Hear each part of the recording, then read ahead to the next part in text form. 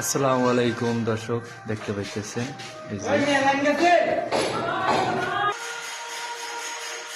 দর্শক দেখতে পাইতেছেন এই ছেলেটা মূলত প্রতিবন্ধী, বোবা, কথা বলতে পারে না। সে আমাদের সাথে কাজ করে মূলত। সে বোবা হইলে অভিজ্ঞ, তার অনেক অভিজ্ঞতা আছে, সে অভিজ্ঞতা সম্পূর্ণ। সে নতুন আসছে, কাজে জয়েন করছে আজকে। তো সে বলতেছে যে ভাই আমাকে মেশিন চালানো শিখাইতে হবে। এই জন্য ওর হাতে আমরা মেশিন দিয়ে দিছি।